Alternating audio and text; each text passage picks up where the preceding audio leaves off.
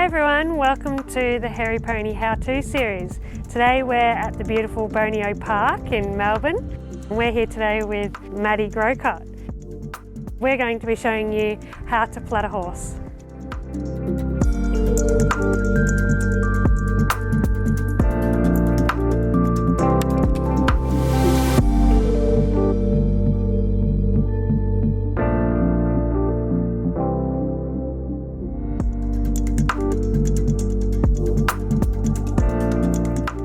Hi everyone, it's Grace from Hairy Pony, and today we're here with Maddie Grocott, and Maddie's going to teach us how to plait. So tell us a little bit more about the horses that you've brought today, Maddie. So this is my young horse. He's 4 years old. His name's BZ Qantas. I've had him since he was 18 months old, and I've trained and broke him in on my own with the help of my coaches. My other horse that I've got over here is BZ Flynn. He is Rising 9 and he's my FEI horse, so he's currently doing a small tour. And you were saying earlier they're from the same stud? Yeah, so they're both from BZ Warmbloods up in New South Wales.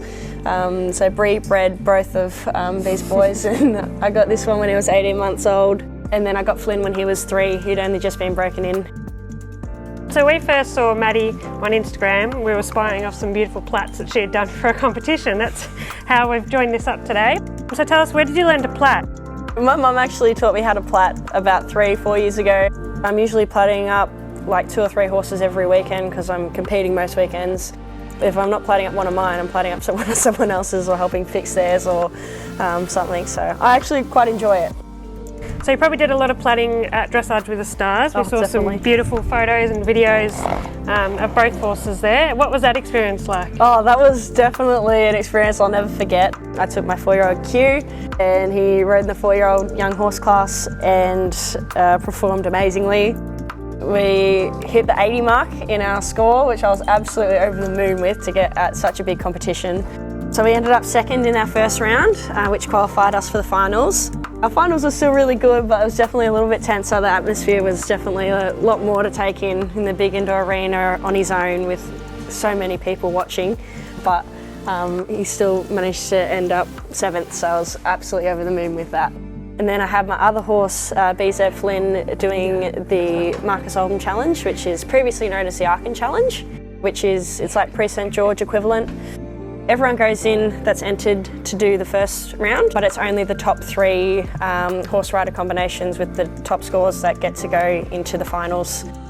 So the finals is where you go in, you ride your horse first, and then you ride the other 2 riders' horses. But like the thing is, you've only got 10 minutes to warm up the other 2 horses, and you've never ridden them before. You've got to figure out their buttons, you've got to figure out how they do flying changes, how they do pirouettes, how they half pass, which is definitely tricky and testing, but it was absolutely amazing. I was fortunate enough to end up reserve champion as a rider. Flynn actually got champion horse, which means that he got the top scores across the whole competition, so he was best performed in the tests. Given that he was the youngest horse in that competition and by far the least experienced, I was absolutely blown away. So there's many different ways to plait, and today Maddie's going to show us the way that she plaits. Now at Hairy Pony we have lots of different products to make the job a lot easier and get a better finish on your plaits. But if you're just starting out, you don't actually need all the products that we have today. You really just need some bands and maybe some thread and a needle, and you could do the same sort of thing that Maddie's going to do. But we're also going to show you how to use a lot of the Hairy Pony products.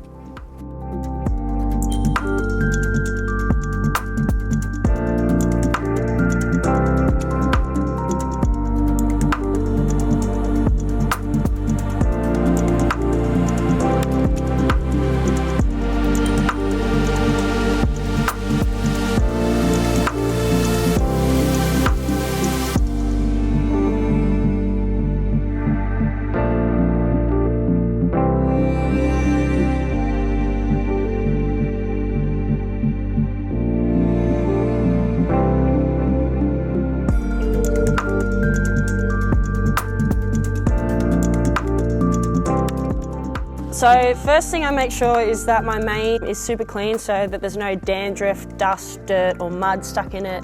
That way it looks good when it's finished and you're not picking things out as you're going along.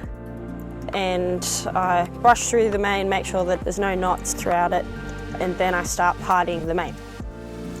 I tend to use the long side of the comb. This just gives me the length that I usually plait up with, and it gives the best result for this particular horse's mane that I'm plaiting up today. If you want to use a shorter amount of the comb, you can just put a mark, you can colour one of the teeth in, or put a little bit of sticky tape or something on it so that it's even each time you part the mane for each rosette. So I start from the pole and go all the way down to the withers, and I start at the top, make a nice defined line down so you get a nice even part.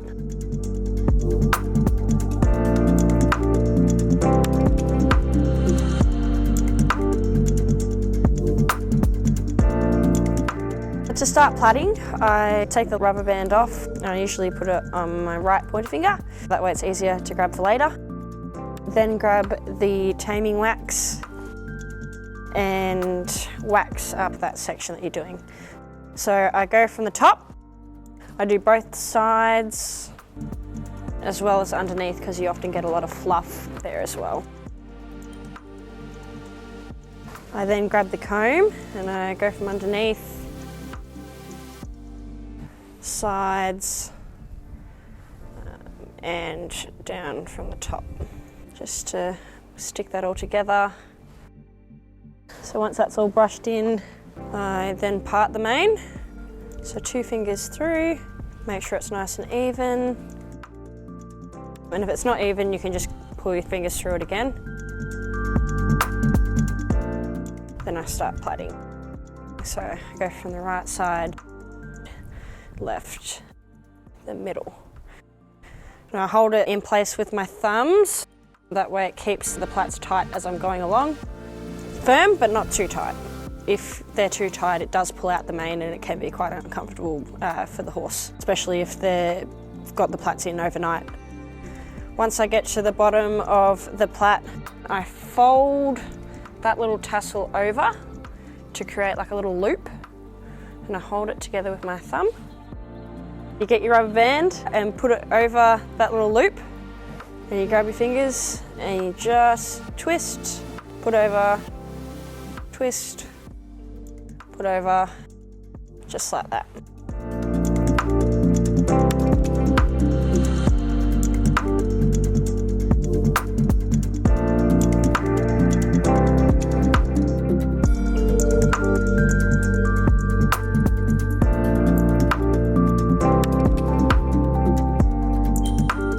To start my sewing of the rosettes, I grab my needle and get your thread, whether you're using cotton, wool, doesn't matter. Get a long-ish thread, put it through the needle head, then pull it through so it's nice and even with the other end. I'll get the scissors, I'll cut it off. Grab your 2 bits of thread between your 2 fingers and tie a knot. Just a simple knot. Get the scissors again, neaten the end off, so you've still got your loop.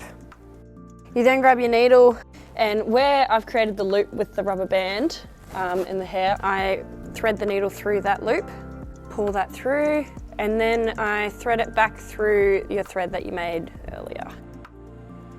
And then I grab my needle and I thread it back through the base of the plait, pull it tight and fold that plait under.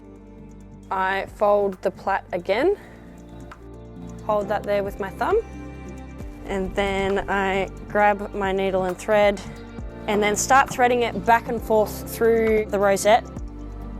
I usually go about 5 or 6 times. It depends for how long they're going to stay in for. If it's overnight, you want it to stay in for longer, or if they're restless sleepers or like to roll, then you thread more times.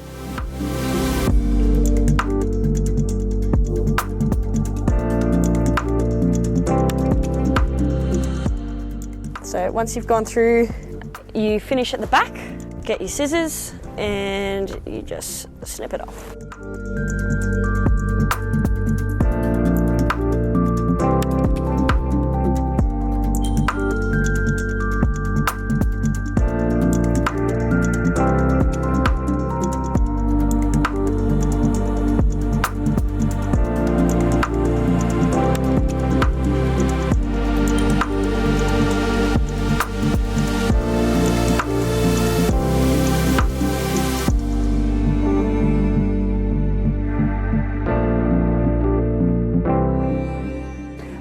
put a call out on our Instagram story during the week before we did this episode with some questions that you guys wanted us to answer.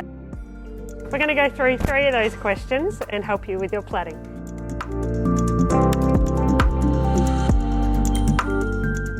So the first question that we got asked was how to hold the plait tight enough so that when you rosette, it will stay together. So the first thing we're going to do is pop on some wax to flatten it all down. I like to use my fingers as it warms up the wax. Section it into 3. And then as you're plaiting, what you want to do is hold the piece that you've just crossed over with your thumb. That stops it going loose. So you've crossed it over, place your thumb on, hold it tight, cross it over, thumb, cross it over, thumb again. Another tip to keep your plait nice and tight is not to pull the hair downwards. So as you pull the hair downwards, the plait will be loose because you're pulling it down this way.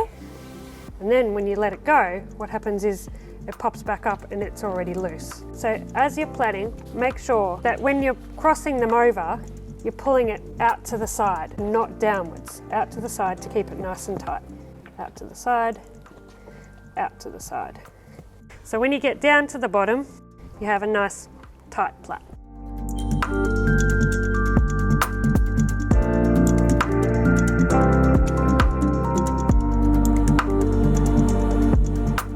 So the second question that we're going to run through today was how you roll your rosette after it's been plaited. So I'll show you how to do that with thread, but I'm also going to use a different colour thread to the mane just so that you can see it a little easier. This horse's mane is quite dark, so I'd either use a brown or a black, but I'll use a chestnut today so that you can see it quite easily. To get the thread that we're using onto the apron so it's easy to pull out, what I do is I grab a pair of scissors, poke a hole into both ends, and then with my finger push it in, twist it around, and then you can open up this little press stud.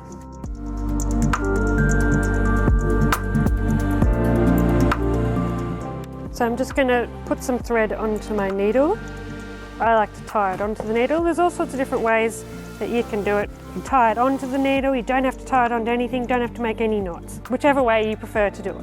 When you go to roll the plait, there's a couple of different ways that you can do it. You can just tuck the end in and roll it the whole way up.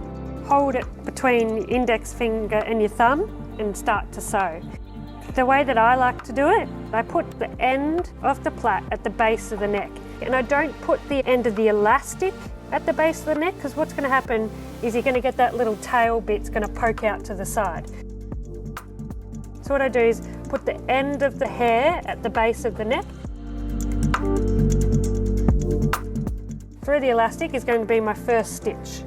And as I pull that through, because I haven't knotted it, I leave a little bit so that it's not going all the way through. Go back from the other side, so that's 2 stitches. So through and then back, and then through again, and then back again.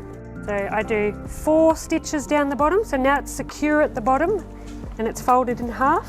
Pinch the end, push the needle through from the underside of the plait, and then back through. So 4 at the base, 2 at the top, and you always finish on the underside of the plait. I then push the needle through the base of the rosette, and then as it's folding over, use your fingers to guide it and sit it at the neck. And then from there, just do a couple more stitches, holding it between your index and your thumb. And you can see where my stitch was ever so slightly from the first fold over. So there's only the tiniest little stitch visible, and obviously that's when you use a thread that matches the horse's colour mane. And then all I do is cut it off.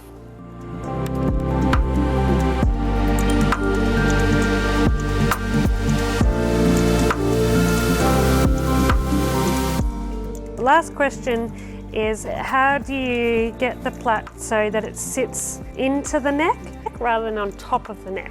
This is a common problem, and the way to fix this is actually quite simple, especially in smaller horses, not such beautiful tall horses like Q.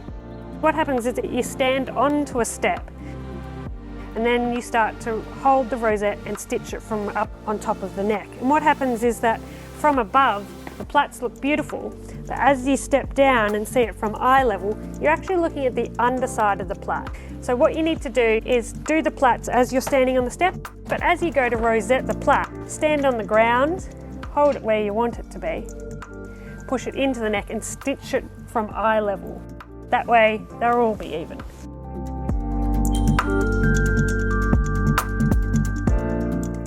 Thank you everyone for watching, and a big thank you to Maddie for showing us how to plait today and bringing her beautiful horses. Make sure you subscribe to our YouTube channel as we update every episode, and also our Instagram, because we're going to ask questions before each episode about things that you would like to know.